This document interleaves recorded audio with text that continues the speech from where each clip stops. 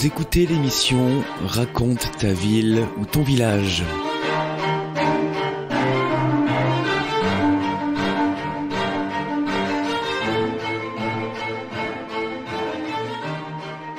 Bonjour à tous et à toutes, bienvenue sur KTB Radio. Nous avons le plaisir de recevoir Louis Albran, historien local, médecin retraité et auteur. Bonjour Louis. Bonjour, je suis très heureux d'être sur votre radio pour ma première émission. Et oui, qui va être sur l'histoire de Saint-Crépin. Oui, un très très vieux village. Saint-Crépin est sûrement un des plus hauts et un des plus anciens villages du Briançonnais. Déjà par sa position géographique. Vous savez que la vallée de la Durance est une vallée en U, donc c'était une vallée glaciaire. Et Saint-Crépin est une moraine qui a été au Quaternaire déposée par le glacier. Et on trouve d'ailleurs sur les hauteurs de Saint-Crépin, sur cette moraine, ce qu'on appelle des roches moutonnées. C'est des roches polissées, polies par le glacier. Donc Saint-Crépin avait une position géologique et stratégique. Et les premiers hommes, déjà, dès la préhistoire, Saint-Crépin a été habité très tôt. Et on trouve au musée départemental de Gap des torques, quelques belles pièces de la préhistoire qui ont été découvertes sur le chemin entre Saint-Crépin et Chamcelard. Voilà. Donc, habité très tôt. Et il y avait en plus, il y a toujours d'ailleurs, une particularité botanique exceptionnelle que beaucoup de touristes ou de gens qui aiment la flore s'intéressent, c'est les genevriers thurifères.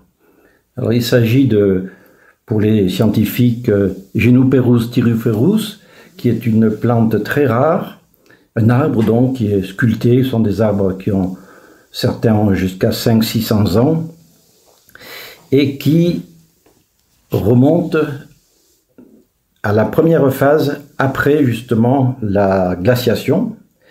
Pline l'Ancien en parle déjà, vous savez que Pline l'Ancien est un grand géographe, il s'intéressait à la vallée de la Durance et il parle des thurifères de Saint-Crépin. Et ils ont la particularité d'être uniques en France. D'ailleurs, l'école des Roches, qui est la grande école qui forme les cadres supérieurs de ce qu'on appelait avant les eaux et forêts, vient chaque année montrer cette particularité à ses élèves. Et donc, aujourd'hui d'ailleurs, la commune leur a donné ce terrain et c'est eux qui le gèrent. Il y a un sentier qui est très connu des visiteurs et des touristes, le sentier des genevriers thurifères. C'est un bois odorifère, puisque thurifère vient de thuriféraire, qui flatte, qui rappelle des odeurs d'encens. Donc j'invite les gens à aller voir cette particularité. Puis à côté il y a la grotte où mes ancêtres habitaient et mettaient leurs moutons, qui s'appelle la grotte Albran. Donc c'est un village très très beau, le village des Guions. Et entre Saint-Crépin et les Guions, il y a cette forêt de thurifères et j'invite les gens qui ne connaissent pas encore cela, aller prendre des photos, parce que ce sont des arbres sculptés, des véritables merveilles. On dirait un peu des bonsaïs, voilà, des bonsaïs, mais en beaucoup plus grand. Donc Saint-Crépin a été marqué par la préhistoire, et justement à Guion, là au-dessus de cette forêt, il y avait des grottes, et on a là aussi trouvé des signes de la présence humaine très tôt. Les gens se mettaient au-dessus des vallées pour évidemment se cacher, et éviter les agressions des autres tribus. C'est l'époque où il y avait le sapien et l'homo sapiens et des bagarres entre déjà... Les hommes bougeaient beaucoup. On l'a vu avec Otis, qui traversait un glacier là, dans la région, à la frontière italienne et autrichienne. Le fameux Otis, je connais des confrères suisses qui ont fait l'autopsie, si on peut dire. Et ces gens bougeaient beaucoup. Et d'ailleurs, il y a tout près de Saint-Crépin, dans le Queyras, un endroit minéral, dont j'ai oublié le nom, qui servait aux hommes préhistoriques à faire des haches. Et on a trouvé des haches, parce qu'on sait qu'elles viennent de là, dans l'endroit du Queyras, jusque très loin dans l'Europe centrale. Vous voyez, ça donne une idée de ce que les gens ont bougé. Voilà, donc voilà Saint-Crépin dans la préhistoire. Et ensuite, on arrive à l'époque du christianisme, dans les premiers siècles déjà. Et ce village a aussi la particularité d'être christianisé, si on peut dire, très tôt. En effet, il y a 2 jeunes déjà chrétiens, déjà disciples du Christ, au IIIe siècle, qui viennent dans nos contrées, un peu comme Saint Paul, mais Saint Paul est passé plus bas, vers la Turbie, vous voyez, et il est allé essayer d'évangéliser l'Espagne. Alors, eux sont passés par sûrement le col du Mont Genèvre, déjà qui a toujours été un col facile, hein, pour les échanges. Pour les échanges, d'ailleurs. César passera par là lors de sa conquête des Gaules. Et donc Damien s'arrête à Saint-Grépin et ensuite ils établissent et construisent une première petite église à Embrun. Voilà. C'est le premier évêque d'Embrun, qui deviendra ensuite des princes archevêques avec l'Empire romain germanique. Voilà, donc Saint-Grépin est christianisé très tôt, et en l'an 1000, le seigneur local construit un château, qui malheureusement aujourd'hui il n'en reste que des ruines, car on verra, il a été détruit plus tard lors des guerres de religion, avec Lesdiguières, etc. Alors ce château était une tour un peu comme celle de Saint-Clément, qui elle aussi date de cette époque, mais il restait en bon état. D'ailleurs, la tour de Saint-Clément était plutôt une tour de guet, plutôt qu'une tour d'habitation. Mais quand il y avait des passages, des attaques, on pouvait quand même mettre un peu la population pour se protéger. Donc ce château, avec les familles de seigneurs qui restaient assez longtemps, et au XIe, XIIe siècle, apparaissent à Saint-Grépin, mais surtout sur les hauteurs vers Champcelave, Fressinière, apparaissent ce qu'on a appelé les Vaudois. Et là, on rentre dans la grande épopée des Vaudois. Alors, les Vaudois sont liés à Saint-Grépin parce que, lors des croisades successives contre les Vaudois, certains, dont mes ancêtres, et j'ai écrit un livre là-dessus que vous connaissez qui s'appelle Les Vaudois, ces inconnus, édition L'Harmattan. Mes ancêtres, 5 ont été brûlés là, dans cette église, sur le parvis de cette église, l'église où j'ai moi-même été en 1949 baptisé. Donc, les Vaudois, alors les Vaudois, il y a plusieurs, on va pas faire l'émission maintenant sur les Vaudois, mais on peut pas parler de Saint-Grépin sans parler des Vaudois. On va faire plusieurs émissions sur les Vaudois parce que c'est très important. Ça fait partie des grandes hérésies du haut Moyen-Âge, comme les cathares, et d'autres. Il y a eu un nombre incroyable d'hérésies. Donc les Vaudois ont une origine, eux aussi, pour les premiers, origine de l'Orient. Ce sont, à l'époque du Christ, certains n'ont pas été d'accord dans les premiers siècles avec la mise en place du catholicisme par Saint Paul. C'est Saint Paul qui était le premier technocrate de l'Église, qui a fait les lois, les dogmes, etc., qui a organisé le clergé, etc. Jusque-là, c'était une secte, la secte de Jésus, qui était une secte peu organisée. Alors, certains sont venus, se sont cachés là, dans ces vallées de Champcelave, Fressinière, et ensuite, au XIIe siècle, ils ont été rejoints par des disciples de Valdo. Alors Valdo, c'est l'époque de Saint François d'Assise, hein, c'est l'époque des pauvres, où on disait qu'il fallait retourner à la XIIe siècle, l'église de Rome était déjà un peu trop opulente pour eux, il fallait retourner à la simplicité, à l'ascétisme des premiers chrétiens. Vous savez, le Christ qui disait, il suffit d'avoir une pierre pour mettre sa tête pour dormir, enfin, le Christ lui-même a une vie ascétique, hein, il couchait souvent dehors. Alors, ces Vaudois se sont installés là, ils étaient plus ou moins agriculteurs dans la vallée de la Fressinière, ils venaient à Saint-Grépin pour les marchés, des échanges avec les autres paysans. Mais Saint-Grépin, il y avait déjà un château, une petite église qui existe toujours, une petite chapelle. Donc les Vaudois sont pas restés à Saint-Grépin, et c'était d'ailleurs un mauvais emplacement pour eux, parce qu'ils pouvaient être facilement agressés. Car le prince archevêque d'Embrun, dès le XIIe siècle, n'a pas apprécié qu'il y ait ces hérétiques dans son secteur, il a commencé à les pourchasser. Mais il a fallu attendre 1488, ce que je précise dans mon livre, pour qu'il y ait la grande manœuvre contre les Vaudois. Voilà. Donc, Valdo était un fils de Soyeux de Lyon, un héritier riche qui a tout donné aux pauvres. Il a placé sa femme et sa fille dans un couvent et il est devenu le patron, le leader de ce qu'on appelait les pauvres de Lyon. Voilà. Alors certains disent que Vaudois, ça vient de Valdo, d'autres disent que ça vient de Valdès, qui valait dire vieille haute vallée, peu importe. Et lui aussi est venu dans ces vallées se cacher, a rejoint les Vaudois originaires. Et puis il y a aussi les Cathares. Les Cathares qui étaient du sud-ouest, vous le savez, et qui ont été pourchassés. Ils ont été exterminés dans le sud-ouest.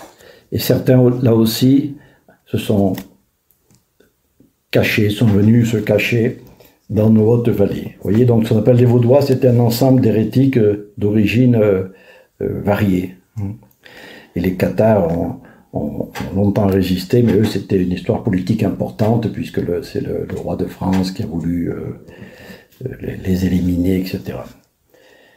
Et vous savez, la fameuse prise de la redoute du château de Montségur, c'est les rescapés de Montségur qui sont aussi venus se cacher là, ici, dans la Valouise, dans la Fressinière, etc. Et donc, en 1488, il y a un pape, 1903, puis il y a un prince-archevêque d'Embrun, Aurélie, qui est originaire de Briançon, qui veulent mettre fin au mouvement vaudois, et là, ils vont les chercher, une véritable armée monte là-haut, et ils les saisissent, ils les enferment à Saint-Grépin dans des caves aujourd'hui. On voit toujours, en passant dans les vieilles rues du haut du village de Saint-Grépin, la maison de l'inquisiteur, où on voit la croix, et la main de justice. Et une partie sont condamnés à mort, et 5 de mes ancêtres sont brûlés là, devant l'église, et j'ai pu prouver cela car je suis allé, grâce à une universitaire anglaise qui avait une maison à Dormiouz. Voilà. Et quand j'étais médecin d'Argentière, je l'ai connu. Enfin, elle m'a aidé, je suis allé à l'université en Angleterre, à Cambridge, et j'ai retrouvé les actes d'accusation de mes ancêtres. Voilà. Donc Saint-Grépin est lié aussi à la lutte contre les Vaudois. Voilà. Et puis ensuite, on arrive au XVIe siècle. Alors les Vaudois, la grande destruction des Vaudois, c'est 1488, la grande croisade. On arrive au XVIe siècle, et là, les Vaudois, une partie, pour le meilleur ou pour le pire, vont rejoindre les protestants. Et mes ancêtres, eux, sont restés Vaudois, et j'ai encore connu mon arrière-grand-mère à Chamselac, qui avait encore des idées vaudoises, qui faisait un peu semblant d'être catholique, mais elle avait encore ses pratiques vaudoises. Voilà. Donc, on arrive ensuite au XVIe siècle. Alors là, il y a un personnage qui va avoir un rôle important sur Saint-Grépin, c'est Lesdiguières. Alors Lesdiguières, lui, il est du Champsaur, c'est le fils d'un notaire de Saint-Bonnet. La famille a de l'argent, donc on l'envoie étudier à Paris. Il étudie au collège de Navarre avec le futur Henri IV. Il devient très copain d'Henri IV. Et c'est le moment où Henri IV est protestant, bien sûr, et on lui dit, vous êtes dans les Hautes-Alpes, là-bas, il y a ce début de mouvement protestant avec Farel, qui est un de ses oncles, qui fait partie un de ceux qui, avec Calvin, etc., ont fondé le protestantisme de nos régions. Et il devient chef de guerre, il construit des châteaux, il réussit très bien, il pille la cathédrale d'Embrun, il se construit un immense château, rappelez-vous, à Visil, près de Grenoble. Il combat les armées du duc de Savoie, qui étaient très proches, à la bataille de Pontcharrat. Vous voyez où est le village de Pontcharrat, entre Chambéry et Grenoble. Et donc ce Lesdiguières sait que Saint-Grépin, c'est plutôt catholique, donc il vient attaquer Saint-Grépin, et pour pas que les catholiques puissent ensuite se défendre là, il détruit le château. Voilà pourquoi il reste que quelques... Mais les quelques ruines du château montrent bien que c'était une tour et un château très solide. Voilà Lesdiguières, grand personnage haut-alpin, et ensuite Richelieu et Louis XIII le nomment chef des armées. Voilà. Il devient un personnage important. Il aurait pu pratiquement, à un moment, c'est ce que ma théorie dans mon prochain livre, là, il aurait pu pratiquement prendre le pouvoir, mais il a toujours été fidèle au roi de France. Voilà ce grand moment de Saint-Grépin au XVIe siècle. Et ensuite, c'est un village qui se développe normalement. Au XVIIIe siècle, il y a à Saint-Grépin un tailleur, pratiquement tous les métiers. Et il y a 1500 habitants. Alors aujourd'hui, il n'y en a plus que 900. Et c'est un des bourgs importants. Il y a 2 notaires. Il y a l'aérodrome. Un village. Pardon? Il y a l'aérodrome. L'aérodrome, c'est plus tard. Oui. Voilà. Et ensuite, on arrive au siècle de la Renaissance. Donc c'est un beau village, on peut dire, du Moyen-Âge. Il y a plusieurs hôtels. Il y a l'hôtel de la Croix-Rouge. Alors là, il y a une étude qui a été faite qui est intéressante, c'est que dans cet hôtel, c'est un hôtel où on changeait les chevaux, etc. C'était aussi un relais de courrier. Vous voyez, le courrier qui venait par exemple d'Avignon, etc. Ça a eu un rôle important à l'époque où les papes étaient en Avignon, au XVe, XVIe siècle. Et François Ier, qui surveillait tout ça au XVIe siècle, avait mis un espion qui venait de temps en temps à Saint-Grépin voir le courrier, etc., relever le courrier. Et François Ier passait près d'ici quand il est allé passer par Vars, etc., pour aller gagner la bataille contre les Italiens, la bataille de Marignan en 1515.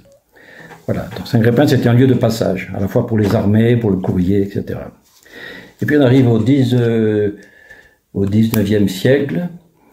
Les gens ici sont assez partisans de Napoléon, car la révolution n'a pas été très dure, car il y avait, vous le savez, à Briançon, le système des escartons, c'est-à-dire on répartissait l'impôt, on avait racheté la dette du dauphin et on payait moins d'impôts. Donc il n'y a pas eu, d'ailleurs il y a peu de gens à particules, il n'y a pas une noblesse qui a pu s'installer, il y avait déjà une certaine démocratie. Donc la révolution, on ne peut pas dire qu'elle a été terrible ici. Il y a eu le moment Saint-Grépin aussi important où est passé le pape.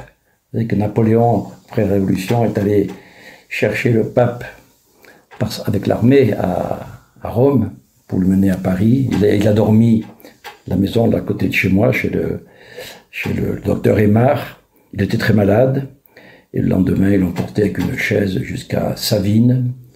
Et puis ensuite, il est mort en chemin, exactement. Il est mort près de Valence. Voilà, donc il n'est pas arrivé jusqu'à Paris. Voilà. Donc le pape a dormi à Saint-Grépin. Donc la révolution a été ici assez calme. Le clergé a été un petit peu persécuté. Bien sûr, il y a eu quelques condamnations à mort. Par exemple, c'est connu, le curé qui a été maltraité, mis dans un tonneau et envoyé en bas vers la Durance à Réautier. Vous voyez, il y a eu quelques épisodes comme ça. Mais ça a été moins dramatique, par exemple, que la révolution dans l'ouest de la France. Et Napoléon, donc, arrivant au pouvoir, il s'entend avec, à la rue du Bac, le séminaire des missions étrangères, et il s'entend pour envoyer beaucoup de missionnaires à l'étranger, notamment en Chine, en Asie, et il dit qu'ils aillent là-bas, qu'ils apprennent la langue, qu'ils parlent de nous, et qu'ils préparent l'arrivée des marchands. Napoléon était un homme très complet, non seulement c'est un guerrier, mais il pensait qu'il resterait longtemps au pouvoir. Mais son hubris, sa démesure, notamment sa bataille inutile, son attaque inutile vers les Russes, ne lui a pas permis de réaliser tous ses projets. Alors, Napoléon donc voulait que les missions se développent, et les Hautes-Alpes a été une grande terre pour la formation des missionnaires, pour plusieurs raisons, parce qu'il fallait être solide pour être missionnaire. C'était des jeunes qui partaient, vous vous rendez compte, vous arrivez d'un pays où vous ne parlez pas la langue, il faut s'adapter, souvent vous êtes suspect, vous risquez la vindicte des populations locales, des pouvoirs, etc. Il y a eu beaucoup d'ailleurs, un de mes ancêtres d'ailleurs qui ont été, vous avez son portrait là, qui ont été tués là-bas en Chine. Donc il y a eu à Saint-Grépin 5 ou 6 jeunes dans les années 1820 par là, tous des gens nés après 1800, sont partis, ils étaient formés au petit séminaire d'Embrun, qui était un séminaire tenu par des jésuites de très bon niveau. On leur apprenait le grec, le latin, déjà un petit peu de philosophie très forte, des mathématiques, etc. Et il y en a un d'Embrun d'ailleurs qui a été un grand mathématicien qui a fait le premier plan de la muraille de Chine, vous vous rendez compte, il y a eu deux de mes ancêtres, Monseigneur Étienne et François Albran, et il y a eu un Khéra qui est allé en Inde, il y a eu un garçon de Chanteloup aussi qui est allé au Japon, en Corée, voilà. Donc la grande époque des missionnaires et les gens, je vois les prêtres qui parfois, ou les évêques qui ont écrit au cours de l'histoire une histoire du diocèse d'Embrun, chaque fois ils citent cet important mouvement missionnaire du XVIIIe siècle. Au XXe siècle, alors apparaît un phénomène nouveau économique, on pourrait dire, c'est une certaine industrialisation de l'argentière avec la création de centrales hydroélectriques, le citoyen Planche qui met en place la première centrale hydroélectrique de l'Argentière. Ensuite, Péchinet, qui vient installer une usine d'aluminium très importante. On fait un pourcentage important, impressionnant de tout l'aluminium mondial à l'époque à l'Argentière, avec le minerai qui vient de la région de Aixoise, Gardanne, etc. La bauxite, la fameuse bauxite. Et il y a le phénomène rural se transforme puisqu'on passe du paysan à ce qu'on appelle le paysan ouvrier, c'est-à-dire il va travailler à l'usine et en plus il travaille ces quelques hectares. À l'époque, la moyenne des domaines était de 3-4 hectares seulement par famille avec quelques bêtes, une autarcie complète, les paysans arrivaient de vivre et à élever des familles parfois nombreuses jusqu'à 10-12 enfants, alors qu'aujourd'hui les quelques agriculteurs, 3-4 à Saint-Grépin ont 80-90 hectares qu'ils travaillent chacun. Donc le paysan ouvrier, c'est une particularité sociologique de cette région. Et puis, plus tard, après la guerre, il y a aussi à Saint-Grépin un phénomène qui est la création par Charles Queyrat d'une entreprise de travaux publics assez conséquente, qui deviendra une des principales entreprises du département, voire peut-être même de la région. Et donc Saint-Grépin se transforme, se modernise, et aujourd'hui c'est un village où il fait bon vivre, où il y a une certaine douceur de vivre, beaucoup de jeunes s'installent pour y trouver un certain calme.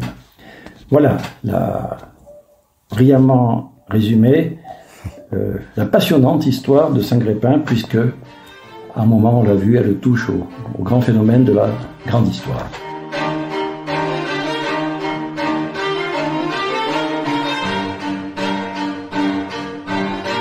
Toujours avec Louis Albran, nous allons continuer avec un personnage important à Saint-Crépin, un personnage haut alpin très important. Louis, c'est à vous. Alors récemment, nous avons fait une petite émission sur Saint-Crépin à partir de l'ère glaciaire, hein. Donc c'était très complet à travers le temps, et on ne peut pas quitter Saint-Grépin sans parler des ancêtres de Frédéric Chopin. Alors dans les années 80, je vivais donc à Saint-Crépin, j'étais à l'époque médecin à l'Argentière, et le curé Blanchard, curé du village, me rend visite. Il a reçu un courrier d'un professeur de Nancy, le professeur Gabriel Ladègue. Cet enseignant en histoire a découvert lors de travaux pratiques qu'il faisait dans les archives d'une petite paroisse qu'un des ancêtres du célèbre pianiste Frédéric Chopin est né à Saint-Grépin, dans le hameau des Chapins, vers 1650, au XVIIe siècle. Il se prénomme Antoine.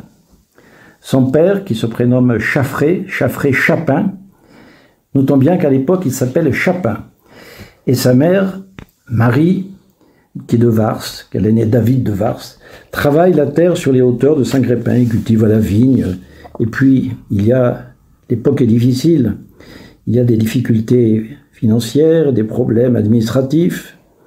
On dit que cet Antoine Chapin aurait trafiqué un peu du sel avec le pays des Savoyards. C'est l'époque de la gabelle, vous savez, il fallait faire très attention au contrôle dans les cols.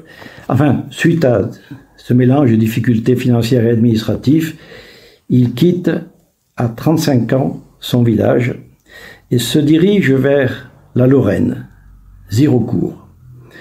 Il est accompagné d'un fils âgé de 8 ans. Ils arrivent à Zirocourt, où ils s'installent, et là ils travaillent dans une propriété viticole, car les Chapin cultivaient déjà à Saint-Crépin la vigne, et d'ailleurs il y a encore à Saint-Crépin leur vieille cave où ils faisaient un vin. Saint-Crépin a toujours fait du vin, et même les moines de Houx venaient acheter le vin à Saint-Crépin, car c'était le dernier endroit où il y avait un ensoleillement suffisant pour faire un assez bon vin. Donc, les voilà installés en Lorraine. Vauban, dans ses voyages aux frontières du pays, a tracé le plan de la place forte de Mont-Dauphin, et il écrit déjà dans ses ouvrages qu'on sait que Vauban était à la fois architecte et économiste, ce qui ne plaisait pas à Louis XIV, car il osait décrire la misère des travailleurs de la terre, car la vie était dure à Saint-Crépin, notamment au Chapin. C'était une petite agriculture vivrière, une autarcie totale. On fait le pain une fois par an, par exemple, au four banal. J'ai encore connu ça, moi, dans ma prime enfance ici. À Saint-Crépin, on faisait le pain une fois à l'automne pour tout l'hiver. Donc la vigne était importante, et ce sont de très bons travailleurs de la vigne, donc ils sont très appréciés en Lorraine. Voilà. Et puis, en 1787, le châtelain, pour lequel il travaille, quitte la Lorraine et émigre en Pologne. Et il amène avec lui le Chopin, qui s'appelle encore à l'époque déjà Chopin, car en Pologne, dans le patois local, le A se prononce O après, donc les Chapins sont devenus Chopin. Il amène avec lui Nicolas dans ses bagages. Il a 7 ans et il se installe près de Varsovie. Il travaille dans une manufacture de tabac et il donne des cours de français. Et on verra pour la petite histoire qu'il a même donné des cours de français à une des maîtresses de Napoléon.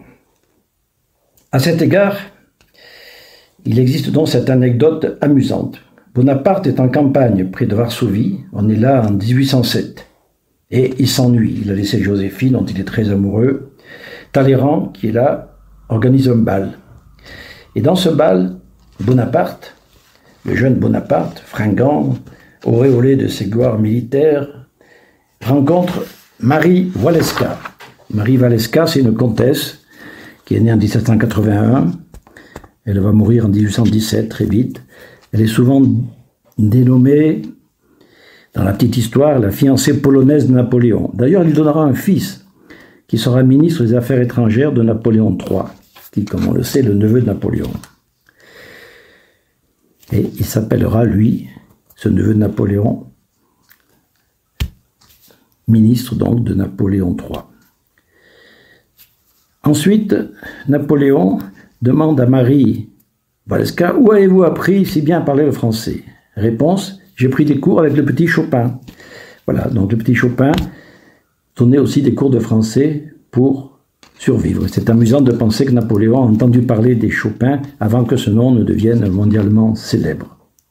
Puis il devient précepteur chez un comte dans la banlieue de Varsovie, 50 km, un petit château, et là il épouse la cousine pauvre du châtelain. Bien sûr, les cousines riches, on les marie avec les beaux partis polonais. Et le 2 juin 1806, ils se marient.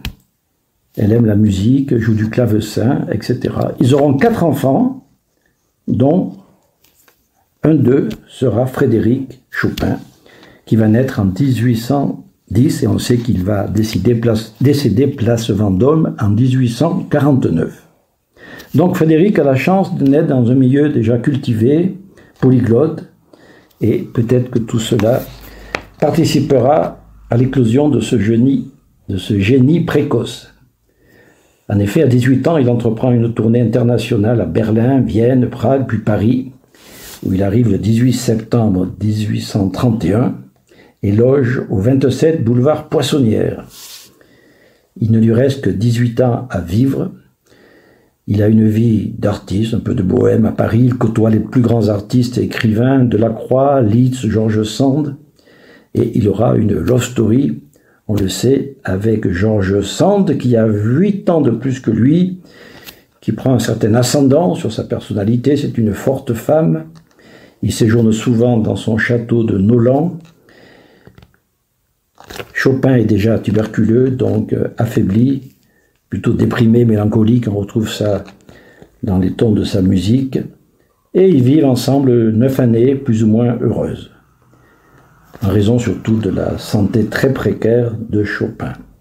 Alors Georges est assez dominatrice, ils vont souvent aux Baléares, mais il trouve auprès d'elle une vie, si ce n'est idyllique, une vie tranquille, favorable à sa création artistique.